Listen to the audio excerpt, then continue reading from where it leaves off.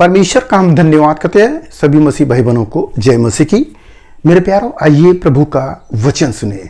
तो मैं आज का वचन लाया हूं इस शरीर संबंधित कि यह शरीर क्या है।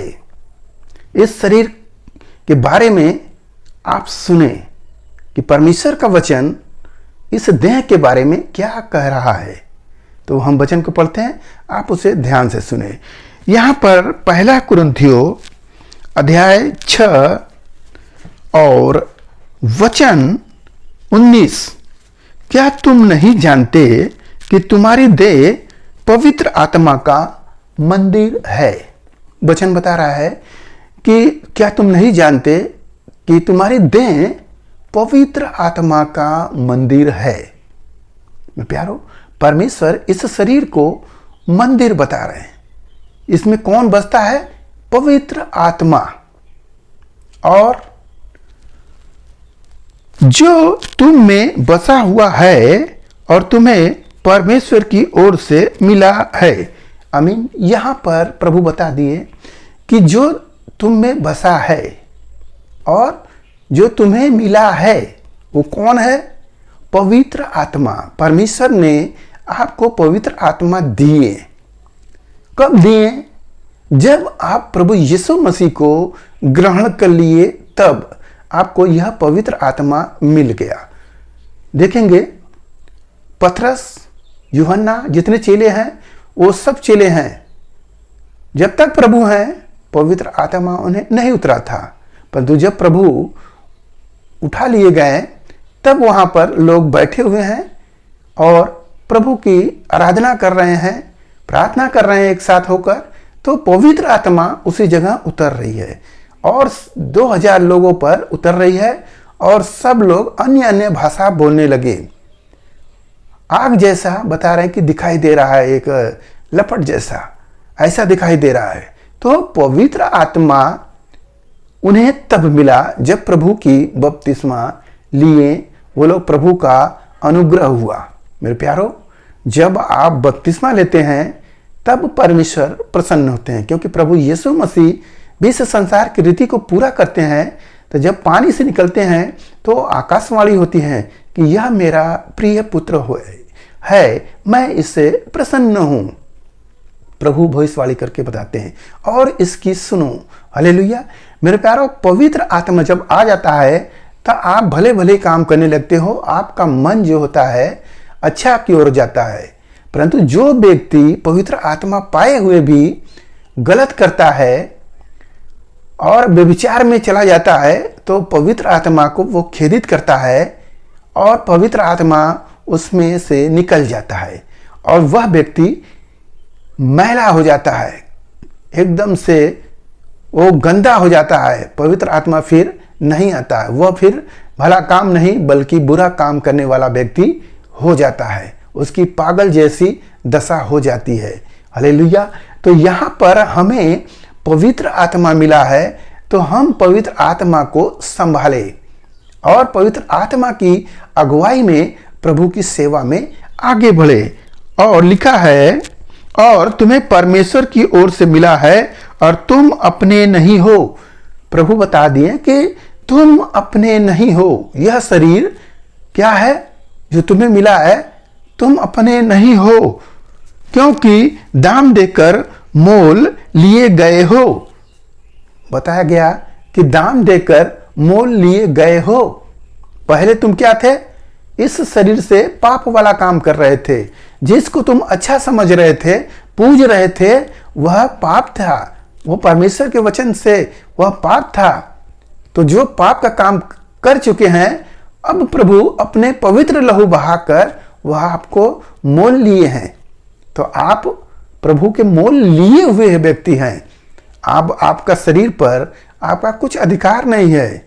आप प्रभु के जो लहू से आप धोए हुए व्यक्ति हो।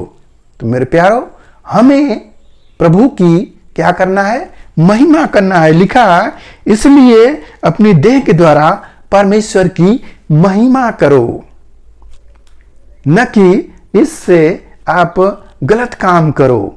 जो पवित्र आत्मा मिला है तो उस पवित्र आत्मा के द्वारा परमेश्वर की महिमा करो। आप क्या करते हो ये मैं नहीं जानता, परंतु आप जानते हो। किससे परमेश्वर की महिमा होती है? क्या आप उस मोबाइल को जो चला रहे हो उसमें क्या देखते हो आप जानते हो? क्या परमेश्वर का वचन सुनते हो या कुछ और देख रहे हो? मेरे प्यारो, परमेश्वर ने आपको मोल लिया है। जैसे कोई व्यक्ति बाजार से एक पंखा खरीद के लाए और वह पंखा हवा न दे तो वह पंखा किस काम का होगा? बेकार ही होगा, क्योंकि वह मोल लिया हुआ है। अगर पंखा हवा न दे, बिगड़ जाए या हवा दूसरी ओर जाने लगे, उल्टा फिरने लगे, तो क्या वह जो खरीदा हुआ व्यक्ति क्या उसे रखेगा?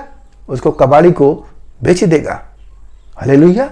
तो हम भी प्रभु के लहू के द्वारा धोए हैं, मोल लिए गए हैं। हमें प्रभु ने अपना लहू का दाम देकर खरीद लिया है। अब हम प्रभु की महिमा करें, न कि अपने पाप में अपने जीवन को बिताएं। मेरे प्यारो, आज का वचन आपके हृदय की पट्टियों पर लिखी जाए। आप उसे ध्यान करें कि क्या हम परमेश्वर की महिमा कर रहे हैं या किसी जगह बैठकर फालतू का बकबक कर रहे हैं।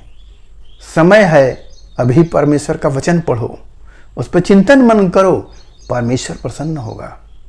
यदि आप काम करने में ही लवलीन हैं कि मैं ढेर सारा रुपया कमाकर तब मैं सेवा करूंगा, तो यह गलत काम कर रहे हैं, क्योंकि समय आपके हाथ में नहीं है। कब निकल जाएगा आपको पता नहीं। पैसे जुटाते जुटाते जब जुटाओगे कि सोचोगे मैं भरपूर बैठकर खाऊंगा, आप खा नहीं पाओगे, आपके ऊपर रोक लग जाएगा। डॉक्टर बोल देगा कि आपको शुगर हो गया, आप मिठाई नहीं खा सकते, तली भुनी नहीं खा सकते, आपको उबला हुआ खाना खाना होगा। तो ऐसी जिंदगी जीने से क्या फायदा? मेरे प्यारो, प्रभु को पहचानो, प्रभु के वचनों को जानो, समझो और उसके अनुसार चलो। यह शरीर आपका नहीं, वह परमेश्वर का मंदिर है। वह परमेश्वर पवित्र आत्मा आपको दिए हैं।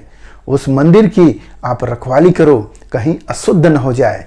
जैसे आप अपने घर को शुद्ध रखते हो और उसमें कोई भी गंदा चीज गिर जाता है तुरंत निकाल कर फेंक देते हो, उसी रीति से आप अपने मन के अंदर कोई भी बुरी बात आ जाए उसको त्याग दो, उसको हटा दो, उसको क्या करो, उसको दान कर दो। न रहे आपके अंदर बुरी चीज, बुरी वस्तु, जो नशे की पत्ती की आदत है, व्यसन है, वो सबको क्या करो, छोड़ो।